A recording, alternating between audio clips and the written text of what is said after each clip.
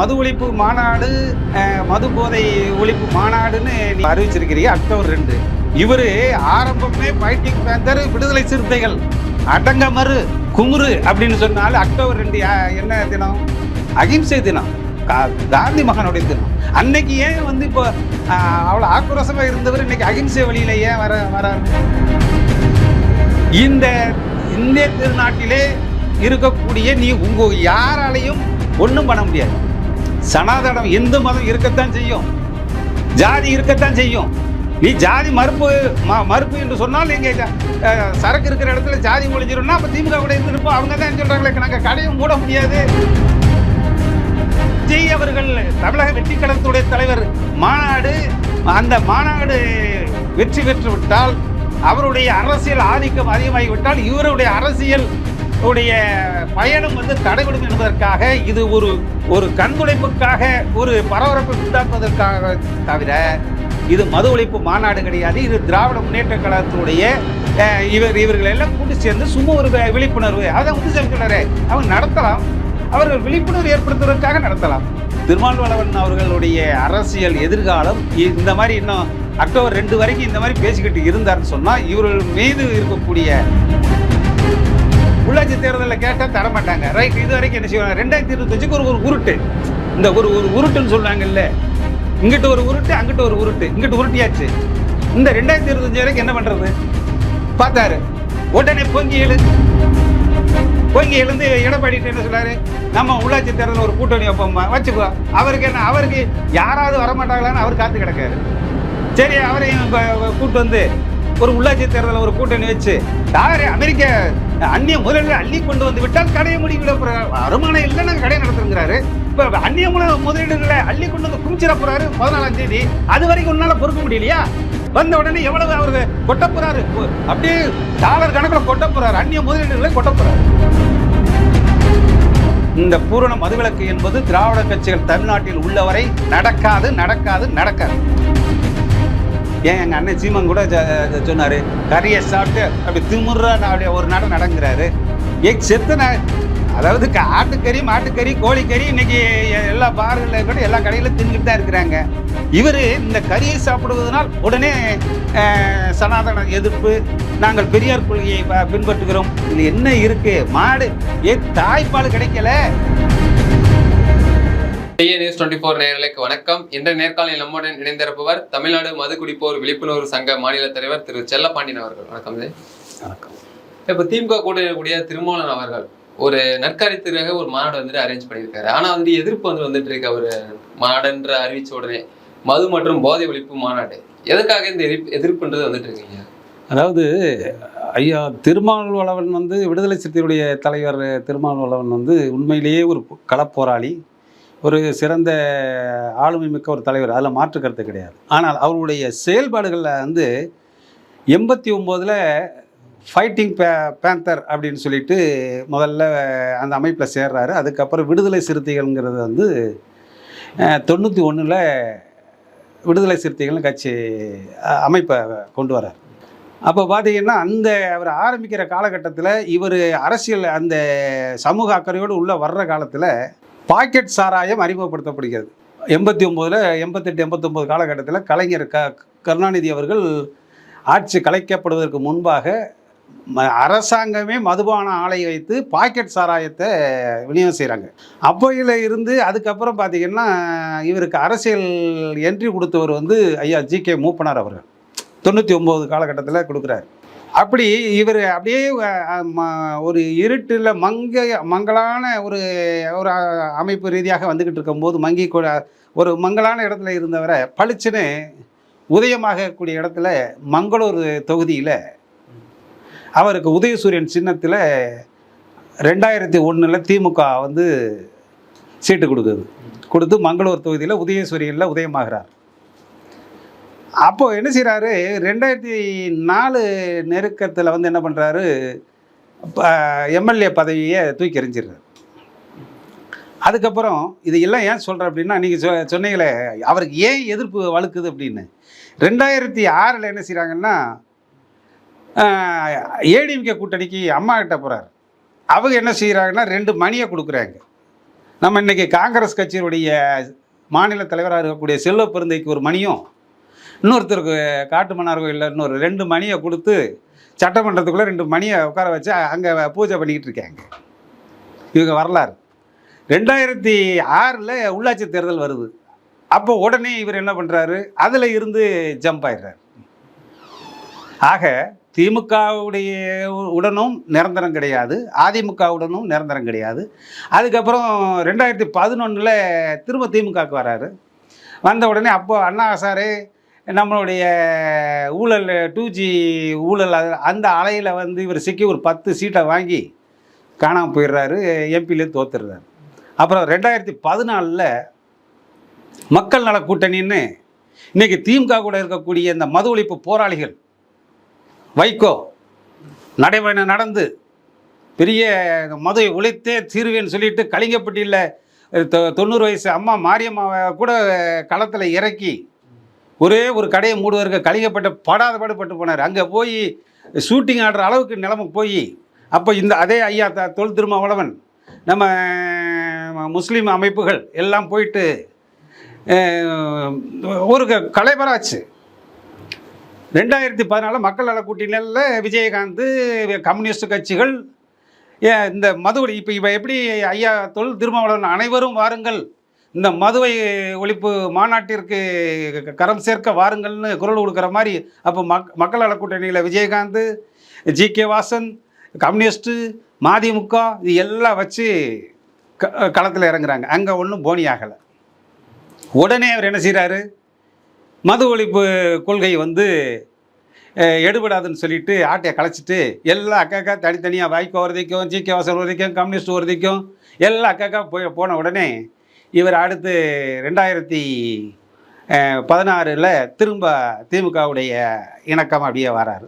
2019 உதயசூரியன் சின்னத்தில் அவரும் நம்ம இங்கே விழுப்புரம் அங்கே 2 சீட்டு வாங்கி 2 சீட்டு ஜெயிச்சிடறாங்க. ஒன்று உதயசூரியனில் ஜெயிக்கிறாங்க, அவருடைய பொதுச் செயலாளர் ரவிக்குமார் ஜெயிக்கிறாரு. இவர் பானை சின்னத்தில் நின்று ஜெயிக்கிறார். இப்போ என்ன இவருக்கு வந்தது, நான் என்ன சொல்கிறேன்னா, இப்போ அதாவது இவர் இந்த மது ஒழிப்பு மாநாடு, மது போதை ஒழிப்பு மாநாடுன்னு நீங்கள் இப்போ அறிவிச்சிருக்கிறீங்க அக்டோபர் 2. இவர் ஆரம்பமே ஃபைட்டிங் பேந்தர், விடுதலை சிறுத்தைகள், அடங்கமறு, குமுறு அப்படின்னு சொன்னாலும் அக்டோபர் 2 என்ன தினம்? அகிம்சை தினம், காந்தி மகனுடைய தினம். அன்னைக்கு ஏன் இப்போ அவ்வளோ ஆக்ரோஷமாக இருந்தவர் இன்றைக்கி அகிம்சை வழியில் ஏன் வராரு? ஆக இவருடைய பயணங்கள் எல்லாம் பார்க்கும்போது ஏன் எதிர்ப்பு வருதுன்னா, இவர்கிட்ட ஒரு ஸ்டெடியான மைண்டு கிடையாது, நிலைத்தன்மை கிடையாது. ஏதோ ஒரு அந்த நேரத்திற்கு ஒரு பரபரப்பை உண்டாக்கணும். ஒன்று உள்ளாட்சி தேர்தல் இப்போ 2021 உங்களுக்கு சீட்டு கொடுத்தாங்க, 6 சீட்டு கொடுத்தாங்க, 4 சீட்டில் ஜெயிச்சிங்க, நல்லபடியாக எம்எல்ஏ இருக்காங்க. எம்பி சீட்டில் 2 கேட்டீங்க, 2 கொடுத்தாச்சு. இப்போ என்ன, இந்த 2025 கதையை ஓட்டணும்னு விக்கிரவாண்டியில் விஜய் அப்படி வீறு கொண்டு வந்துக்கிட்டு இருக்கிறாரு.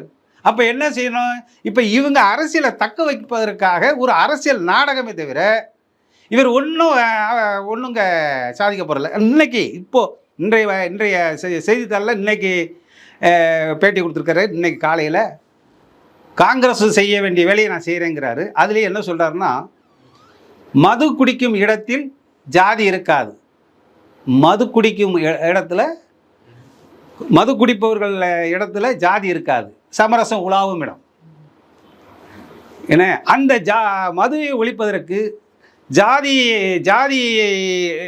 ஜாதியாளர்கள்லாம் ஒன்று சேர்ந்து மதுவை ஒழிக்க எல்லாம் வாருங்கள்ங்கார். இங்கே தான் இவர் என்ன மைண்டில் இருக்கிறாருன்னே ஒன்றும் புரிய மாட்டாங்க. அதாவது சரக்கு இடத்துல ஜாதி ஒளிந்து விடும் அப்படிங்கிறார், சமரசம் உலாவும் இடம். அப்போது இந்த மதுவை ஒழிக்கணும் அப்படின்னா உங்களுடைய கொள்கை என்ன, ஜாதி ஒழிப்பு. ஆட்டோமேட்டிக்காக சரக்கு கிடைச்சிச்சுன்னா ஜாதி ஒழிஞ்சிட போகுது. இப்போ இந்த மதுவை ஒழிச்சிட்டேன்னா என்ன ஆகும், திரும்ப ஜாதி தானே வரும். அப்போது மதுவை ஒழிப்பு, உண்மையிலேயே மது ஒழிப்பு கொள்கையை ஆணித்தரமாக இருக்கக்கூடிய பாட்டாளி மக்கள் கட்சியோட போய் இவர் கூட்டணி வைக்கிறதுக்கு பயப்படுறாருன்னு அங்கே தான் நம்ம யோசிக்க வேண்டியிருக்கு. அந்த மதுவை ஒழிப்பதற்கு ஜாதிகள் எல்லாம் ஒன்று சேர்ந்து இந்த மதுவை ஒழிக்கணும் அப்படின்னு எல்லாத்தையும் அழைக்கிறார். அப்போது இதில் நீ உண்மையிலேயே தமிழக மக்கள் மீது அனைத்து ஜாதி மதத்துக்கு அப்பாற்பட்டு மக்கள் மீது நீ அக்கறை கொண்டு இருந்தால் அனைவரையும் அரவணைத்து ஒரு முடிவு கட்ட வேண்டும். சீமானை கூப்பிடுங்க, பாட்டாளி மக்கள் கட்சியோ. இதில் பாமக வேண்டாம். ஏன் வேண்டாம்? அவங்க உண்மையிலேயே மதுக்கடையை மூடிடுறாங்க. மதுக்கடையை மூடிட்டாருன்னா இவர் என்ன சொல்கிறாரு? ஜாதி ஆட்டோமேட்டிக்காக ஜாதி வந்துடும். அப்போ இவருடைய எண்ணங்கள் என்ன? அதே மாதிரி சனாதனம். நீ இந்த இந்திய திருநாட்டிலே இருக்கக்கூடிய நீ யாராலையும் ஒன்றும் பண்ண முடியாது. சனாதனம் இந்து மதம் இருக்கத்தான் செய்யும், ஜாதி இருக்கத்தான் செய்யும். நீ ஜாதி மறுப்பு என்று சொன்னால் நீங்கள் சரக்கு இருக்கிற இடத்துல ஜாதி ஒழிஞ்சிடும்னா அப்போ திமுக கூட இருந்துருப்போம். அவங்க தான் சொல்கிறாங்களே, நாங்கள் கடையை மூட முடியாது, அவங்க தான் குய்ய முறையன்னு கதறாங்களே. அங்கிட்ட ஒருத்தர் நம்ம இவர் ஐயா முத்துசாமியே சொல்கிறாரு, அதுக்கு வாய்ப்பு இல்லைங்கிறாரு. துரைமுறை சொல்கிறாரு, அங்கிட்ட ரகுபதி அமைச்சர் சொல்கிறாரு, அதுக்கு சாத்தியமில்லைன்னு புலம்புறாங்க.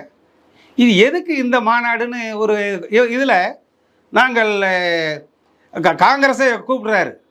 காங்கிரஸுக்கு அவங்களுக்கு தெரியும் நம்ம ஒரு காலமும் தமிழ்நாட்டில் ஆட்சியை பிடிக்க போகிறது கிடையாது. நமக்கு ஏதோ ஒரு எம்எல்ஏ சீட்டு எம்பி சீட்டு கிடைக்கிது, தப்பித்தவரி மத்தியில் காங்கிரஸ் ஆட்சி அமைஞ்சால் போதுங்கிற நிலைமையில் அவங்க இருக்காங்க. செல்வ பெருந்தகை ஏற்கனவே நீங்கள் சட்டமன்றத்துக்குள்ள அனுப்பும் போதே மணியை கொடுத்தாங்க, அனுப்பியிருந்தீங்க. அவர் இப்போ மணி ஆட்ட வேண்டிய இடம் திமுகவில் தான் மணி ஆட்டிக்கிட்டு இருக்கணும். அவரை போய் வாங்கன்னு கூப்பிட்டா அவர் செவனின்னு இருக்கிறாள். ஆக இந்த ஒரு கொள்கை பிடிப்பு இல்லாத, ஒரு தெளிவில்லாத, ஏன் வைகோக்கு மேலேயே நீங்கள் குமரிற புரிய இன்னைக்கு வைகோவை கம்முன்னு இருக்காரு. அது போக இன்னைக்கு விழுப்புரத்தில் இந்த மது ஒழிப்பு மாநாடுக்காக பெண்கள் எல்லாம் அணிதிரண்டு வர வேண்டும். எப்படி வர வேண்டும்? நீல சேலை கட்டி வெள்ளை சிவப்பு சட்டை அணிந்து வர வேண்டும். ஏன் வெள்ளை சேலை அணிந்து வர சொல்ல வேண்டியதானே? அந்த விதவைகளான பெண்கள், தமிழ்நாடு முழுவதும் இருக்கக்கூடிய விதவைகளான பெண்களை வர வைத்து, அந்த விதவைகளான மாநிலம் தமிழ்நாடு என்று சொன்னாங்களே திமுகவுடைய மகளிர் அணி தலைவி கனிமொழி அம்மா, அவர்களை மேடையில் ஏற்றி பாருங்கள் எத்தனை விதவைகள் நடந்து கொண்டிருக்கிறார்கள் என்று சொன்னால், நீ உண்மையான ஒரு விடுதலை சிறுத்தைகள் அடங்கமறு குதித்தெழு என்று சொன்ன அந்த ஒரு முற்போக்கு சிந்தனையாளருக்கு ஒரு அடையாளம். அதை விட்டு போட்டு எல்லாம் நீலக்கலர் சட்டையை கட்டு நீலக்கலர் சேலையை கட்டிட்டு வா, சிவப்பு கலர் சட்டையை போட்டு வான்னா அதில் யார் விதவைகள், யார் எந்த பெண்களும் தெரியாது. நீ இதனால் என்ன தீர்வு சொல்ல போறிய? அது போக இன்னைக்கு இந்த மாநாட்டுக்காக கூட்டம் நடத்துகிறாரு எங்கள் விழுப்புரத்தில் கலைஞர் அறிவாலயத்தில் இவர் கூட்டம் நடத்தி கூட்டத்தை சேர்த்தா முடிவு என்ன இருக்கும்? ஆக இது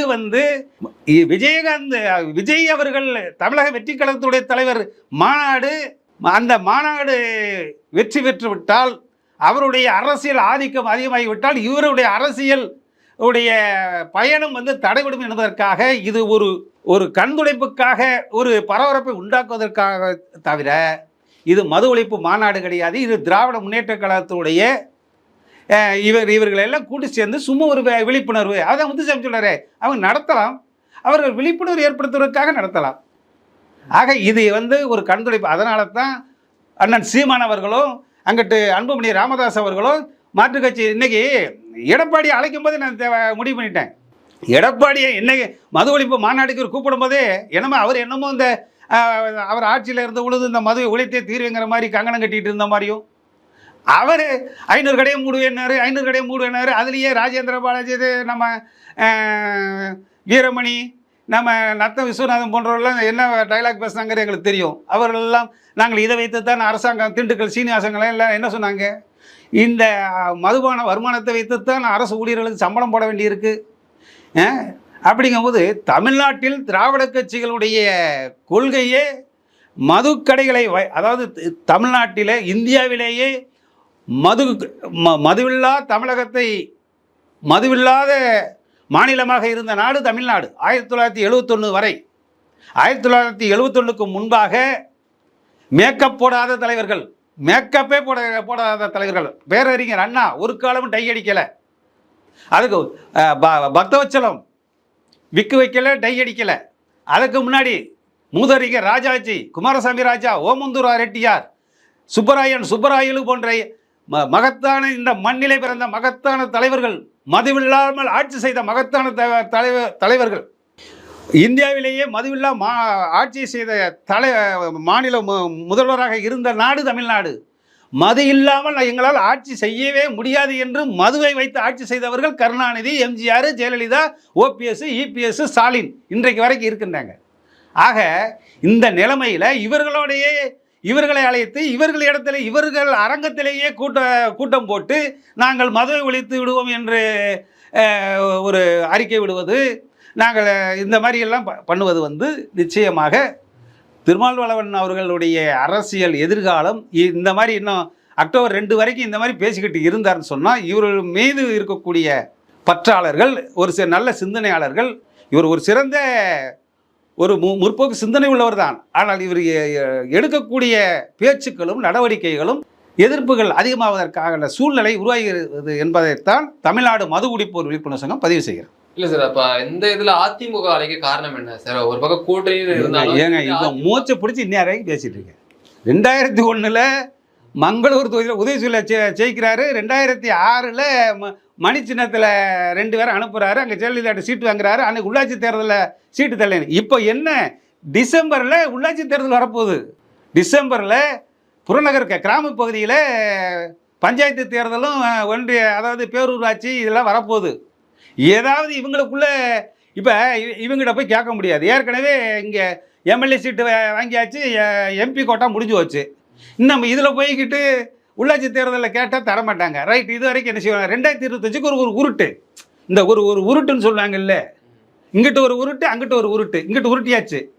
இந்த 2025 வரைக்கும் என்ன பண்ணுறது பார்த்தாரு. உடனே பொங்கி எழுந்து எடப்பாடிட்டு என்ன சொல்லாரு, நம்ம உள்ளாட்சி தேர்தலில் ஒரு கூட்டணி வைப்போம்மா, வச்சுக்கோ. அவருக்கு என்ன, அவருக்கு யாராவது வரமாட்டாங்களான்னு அவர் காத்து கிடக்காரு. சரி, அவரையும் கூட்டு வந்து ஒரு உள்ளாட்சி தேர்தலில் ஒரு கூட்டணி வச்சு சீட்டு கொஞ்சம் அதிகமாக வாங்கி ஜெயிக்கலாங்கிற எண்ணம் இருக்கலாம். அதற்காக இருக்கலாமே ஒழிய பூரண மதுவிலக்கு என்பதற்கு இவர் கையிலே வெண்ணெயை வைத்து கொண்டிருக்கின்றார். கையில் ஐயா அந்நிய முதலீடை அள்ளி கொண்டு வருவதற்காக எங்கள் ஐயா ஸ்டாலின் அவர்கள் வெளிநடப்பு இருக்கிறார். 1 ட்ரில்லியன் டாலரை அமெரிக்க அந்நிய முதலீடு அள்ளி கொண்டு வந்து விட்டால் கடையை முடிவிட போகிறார். வருமானம் இல்லை, நாங்கள் கடையை நடத்துங்கிறாரு. இப்போ அந்நிய முதலீடுகளை அள்ளி கொண்டு வந்து குமிச்சிட போகிறாரு 14ஆம் தேதி. அது வரைக்கும் உன்னால் பொறுக்க முடியலையா? வந்த உடனே எவ்வளவு அவருக்கு கொட்ட போகிறாரு, அப்படியே டாலர் கணக்கில் கொட்ட போகிறாரு, அந்நிய முதலீடுகளை கொட்ட போகிறாரு. உடனே என்ன சொல்கிறாரு, வேணுங்கிற அளவுக்கு அந்நிய முதலீடுகளை நான் அள்ளி கொண்டு வந்து விட்டேன், அதனால் நான் மதுக்கடையை மூடுவேன்னு ஒரு வார்த்தை சொல்லிட்டேன்னு என்ன செய்வீங்க? ஏன் பொறுக்க முடியல? ஏன் வந்த உடனே ஐயா என்ன போனீங்களா, என்னாச்சு, ஏதாச்சு, எதுவும் தேரிச்சா நல்லபடியாக இருக்கா, ஐயா கடையை மூடலாமான்னு ஒரு கருத்து கேட்க வேண்டியன. இந்த செல்ல பண்ணி போய் நிற்க முடியுமா? ஐயா முதல்வர்கிட்ட நீ நினைச்ச அவர் ஃப்ளைட் இறங்கும் போது நீ பொக்கே கொடுத்துட்டு அப்படியே பேசிட்டே வரலாமே, என்ன அவசரம் வந்தது? உடனே எடப்பாடியை கூப்பிடுறேன். ஒரு மனுஷன் உன்னை நம்பி எம்பி சீட்டு கொடுத்துருக்காரு, எம்எல்ஏ சீட்டு கொடுத்துருக்காரு. இவன் உங்களையெல்லாம் நம்பி, கூட்டணி கட்சிகளை நம்பி, உங்களை நம்பி, வைகோவை நம்பி, முத்தரசனை நம்பி, நம்ம கம்யூனிஸ்ட் தலைவர்களை நம்பி, ஏப்பா எல்லாம் நல்லபடியாக பார்த்துங்க, பிரச்சனை இல்லாமல் பார்த்துக்குங்க, துரைமுருகனை நம்பி பார்த்துட்டு நான் போயிட்டு வரேன்ப்பா, வெளிநாட்டு முதலீடு அழிட்டு வரேன்னு. அதுக்குள்ளே நான் எடப்பாடியை கூப்பிடுவேன்னா நீ கூப்பிட்டு என்ன பண்ண போறீங்க? அதனால் இது ஒரு விஷயம், தமிழக வெற்றி கழக விஜயனுடைய அரசியல் தாக்கத்தை தாங்குவதற்கான ஒரு அதாவது சும்மா ஒரு கண்துடைப்பு பிரச்சாரமே ஒழிய, அதை தாண்டி எடப்பாடியை அழைத்தால் உள்ளாட்சி தேர்தலில் ஒரு கூட்டணிக்கான ஏதாவது கிடைக்குமா என்பதற்கான ஒரு அச்சாரமே தவிர இவர் ஒரு தெளிவான முடிவை எடுத்திருப்பதாக இந்த பூரண மதுவிலக்கு என்பது திராவிட கட்சிகள் தமிழ்நாட்டில் உள்ளவரை நடக்காது. திமுக இந்த உட்கட்சி விவகாரம்ன்றது நாளுக்கு நாள் வந்துட்டு ஒரு வெளியில வந்துட்டு இருக்கு சார். இப்போ கூட சமீபத்தில் துரைமுருகன் அவர்கள் என்று பேசியிருக்காரு, இளைஞர்கள் அரசுக்குள்ள வரலாம் அப்படின்னு சொல்லியிருக்காரு, கட்சிக்குள்ள வரலாம், ஆனா உடனே பதவி எதிர்பார்க்க கூடாது அப்படின்னு சொல்றாரு. எப்படி பாக்குறீங்க? இல்லை, அவர் சொல்ற நியாயம் இருக்குல்ல. அதாவது பதவி உடனே, அதாவது அண்ணா சொன்னார், நாற்று அதை பிடுங்கி நட்டினாத்தான் வளரும், இல்லைன்னா நாற்றாவே இருந்தால் நாசமாக போகும் அப்படின்னார். அதனால் இவங்க என்ன செய்வாங்கன்னா, ஐயா துரைமுருகன், ஐயா பொன்முடி, KKS சாரு, உங்களுக்கு நேரு, இவர்கள் எல்லாமே அந்த நாற்றுகளை, மொத்தமாக இருக்கிற நாற்றுகளை 1-2 நாற்றுகளை அவங்க பிள்ளைகளுக்கு மட்டும் பிடிங்கி நட்டி வச்சு, மொத்த நாற்றுகளில் அவங்களுக்கு பிள்ளைகளுக்கு மட்டும் சில நாற்றுகளை மட்டும் நட்டி வச்சு அதை வளர்த்துருக்காங்க. அப்போ இவங்க இளைஞர்களுக்கு வழிவிட வேண்டும். துரைமுருகன் அவருடைய பையனுக்கு வழியை விட்டுட்டார், அங்கிட்டு நேரு அவர் பையனுக்கு வழியை விட்டுட்டார், பொன்முடி வழியை விட்டார், KKS சாருக்கு வழி விட்டார், இப்படி எல்லாரும் வழி விட்டுட்டாங்க. இருக்கிறவர்களெல்லாம் நீங்கள் என்றும் போல இருங்க, இளைஞர்களுக்கு வழிவிடணும்னு ஐயா சொல்லியிருக்கிறாரு. அது அந்நிய நாட்டுக்கு முதலீடை ஈர்க்க சென்றிருக்கிற ஐயா முதல்வர்கள் வந்த பிறகு இது எல்லாம் இவங்க உருட்டு தான். இவர் ஒரு உருட்டு, அப்படி ஒரு உருட்டு, இங்கிட்ட திருமாவளவன் ஒரு உருட்டு, இவர் ஒரு உருட்டு. ஆக இப்போ துரைமுருகன் ஐயாவுடைய காலத்துக்கு பின்னால் பையன் எம்பியாக இருக்கிறாரு, இன்னும் அவருக்கு மினிஸ்டர் வாங்கணும். அதுக்கப்புறம் இந்த நாட்டில் இன்னும் சில நாட்டுகளை பிடிங்கி நடுவாங்க. அதனால் அவங்க அரசியலுக்குள்ளே அவங்க கட்சி உட்கட்சி விஷயம். அதனால் அவர்கள் வந்து சொல்கிறத நம்ம கேட்டு தான் ஆகணுங்கிறது தான் இன்னைய அரசியல் நிலைமை. சார், நம்ம நடிகர் சத்யராஜ் நடித்த படத்தில் ஒரு காட்சி வந்துட்டு இணையத்தில் தீயாக பரவி வருகிறது. சார், இந்த மாட்டுக்கறி உணவு வச்சுட்டு அரசியல் இங்கே தான் நடக்குது அப்படின்னு சொல்லிட்டு பேசியிருக்காரு. எப்படி பார்க்குறீங்க சார்? அதாவது சத்யராஜுக்கு வயசாகி போச்சு. நான் சின்ன பிள்ளையாக இருக்கும்போது தகடுன்னு சொன்னதில்ல. இன்றைக்கி அவர் ஒரு பகுத்தறிவுன்னு ஒரு கருப்பு சட்டையை போட்டுக்கிட்டு நான் பெரியாராக நடித்தேங்கிறதுனால இந்த கறியை சாப்பிட்றது வந்து எங்கள் அண்ணன் சீமன் கூட சொன்னார், கறியை சாப்பிட்டு அப்படி திமுறா அப்படியே ஒரு நடங்கிறாரு. அதாவது ஆட்டுக்கறி, மாட்டுக்கறி, கோழிக்கறி இன்றைக்கி எல்லா பார்களில் இருக்கட்டும் எல்லா கடையிலும் தின்னுக்கிட்டு தான் இருக்கிறாங்க. இவர் இந்த கறியை சாப்பிடுவதனால் உடனே சனாதன எதிர்ப்பு, நாங்கள் பெரியார் கொள்கையை பின்பற்றுகிறோம். இதில் என்ன இருக்குது? மாடு தாய்ப்பால் கிடைக்கல, மாட்டுக்கறியை சாப்பிட வேண்டாம், மாடை அதிகமாக கொள்ளாதங்கடா, அது மாடு பால் கொடுக்குற மாடு, அதை உற்பத்தி பண்ண முடியாது, கெமிக்கல் புதுசாக விஞ்ஞான ஆராய்ச்சியில் உற்பத்தி பண்ண முடியாது. மாடை கொள்ளாமல் இருந்தீங்கன்னா ஒரு தாய்ப்பால் கிடைக்கும், உணவு பொருளாக கிடைக்கும். அதனால் கொஞ்சம் மாடுகளை வதை செய்ய வேண்டாம்னு சொல்லுது. இந்து மதத்தில் சொல்கிறாங்க, சில அரசியல் அமைப்புகள் கட்சியை சொல்கிறாங்க. இதுக்கு இவர்கள் பகுத்தறிவை ஊற்று, இதெல்லாம் ஒரு பகுத்தறிவா? இதெல்லாம் வந்து சத்யராஜ் அவர்கள் சொல்லுதுன்னா அவர் பாவம், அவர் பொழப்புக்கு காலம் கடந்த இடத்துல அவருக்கு ஏதாவது வருமானம் வரவங்களுக்காக ஒரு திரைப்பட நடிகர் நடிக்கிறார். சார், இப்போ மகாவிஷ்ணு என்ற பெயர் வந்துட்டு ஒரு வாரமாக வந்துட்டு சர்ச்சையாக மாறிட்டு வந்துட்டு இருக்கு சார். அவர் கைது நடவடிக்கை மேற்கொண்டதுல இருந்து அப்படின்னு அவர் பேசுறது சர்ச்சைன்னு நீங்கள் பார்க்குறீங்களா, எப்படி பார்க்குறீங்க சார்? சர்ச்சையே அதாவது டிஓ சிஓ அங்கே தலைமை ஆசிரியர் அவங்க யார் என்னங்கிறது. இப்போ நான் போய் ஒரு இதுக்கு பேச போகிறேன்னா என்னுடைய நடைமுறை என்ன, என்னுடைய பேச்சுக்கள் என்னென்னலாம் பார்த்து தான் கூப்பிடுவாங்க.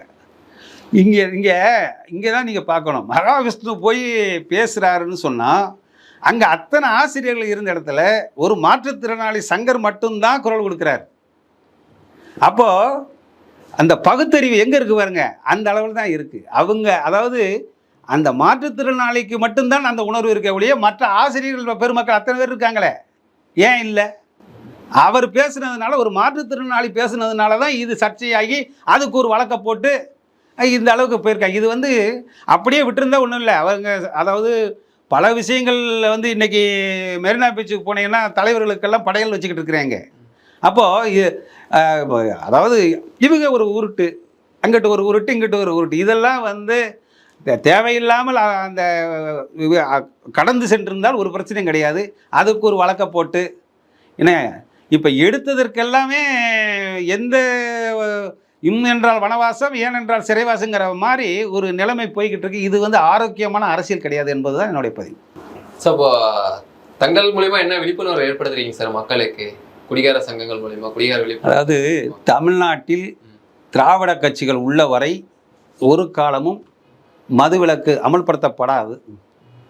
அதே நேரத்தில் அந்த மதுவினால் பாதிக்கப்பட்டவர்களுக்கு குடிபோதை மறுவாழ்வு மையங்கள் திறக்கப்பட வேண்டும். மதுவிலிருந்து மீள்வதற்கு அந்த மதுவினால் விதவைகளான பெண்கள் இன்றைக்கி மாநாடு நடத்த போகிறாரு, பெண்களை கூப்பிட போகிறாருன்னா நாங்கள் ஜாதி ரீதியாக இல்லாமல் சரக்கு ரீதியாக மதுவினால் விதவைகளான பெண்களை தமிழகம் முழுவதும் கணக்கெடுத்து இது அரசாங்கம் விற்கிது, அதனால் விதவைகள் ஆகியிருக்கிறாங்க. அவள் போய் புருஷனை போய் குடிச்சிட்டு வான்னு சொல்லலை, அவங்க அப்பே ஆத்தா போய் குடிச்சிட்டு வான்னு சொல்லலை. அவங்க எவ்வளோ சொல்லி கேட்காம போய் குடிச்சிட்டு வராரு அப்படின்னு சொன்னால் அதுக்கு அவங்க என்ன பாவம் செஞ்சாங்க? அந்த மதுவினால் விதவைகளான தாலியறுத்த பெண்களுக்கு அரசு வேலை வாய்ப்பில் முன்னுரிமை தர வேண்டும். அனாதையாக்கப்பட்ட குழந்தைகளை கணக்கெடுத்து அரசு பள்ளிகளிலே அரசு ஆசிரியர்கள் அரசு பள்ளிகளிலே அரசு ஆசிரியர்களை பணியிலே அதிகமாக நியமித்து இந்த அனாதையாக்கப்பட்ட குழந்தைகளுக்கு கல்லூரி வரை சிறந்த படிப்பை கொடுத்து இவர்கள் தான் ஏற்றுக்கொள்ள வேண்டும். அதே போல் ஆதரவற்ற பெற்றோர்கள், கண்ணுக்கண்ண வளர்த்தவன் குடியினாலே பாதிக்கப்பட்டு அவங்க மகனை இழந்த பெற்றோர்களுக்கு மாதம் ஒரு 5000 பென்ஷன் தர வேண்டும். இந்த மாதிரி தான் நாங்கள் விழிப்புணர்வை ஏற்படுத்தியிருக்கோம். இந்த மாநாடு நடத்தி அந்த பெண்களை வர வைத்து அவர்களுக்கு ஒரு 200 ரூபா கொடுக்கறதுனால ஒன்றும் ஆக போகிறது கிடையாது. இந்த பாதிக்கப்பட்டவர்களை கணக்கெடுக்க வேண்டும், அவர்களுக்கு உண்டான நிவாரணம் தரப்பட வேண்டும். குடிபோதை மறுவாழ்வு மையங்கள் 234 சட்டமன்ற தொகுதிகளிலும் குடியிலிருந்து மீள்வதற்கு உண்டான வாய்ப்பை உருவாக்கி தர வேண்டும். கோயில் பக்கத்திலையும் கல்லூரி, அதாவது கோயில் பக்கத்தில், பள்ளிக்கூடம் பக்கத்தில், முக்கிய ரயில்வே நிலையம், மக்கள் கூடுகின்ற இடங்களில் எல்லாம் இருக்கக்கூடிய மதுபான கடைகளை அகற்றி,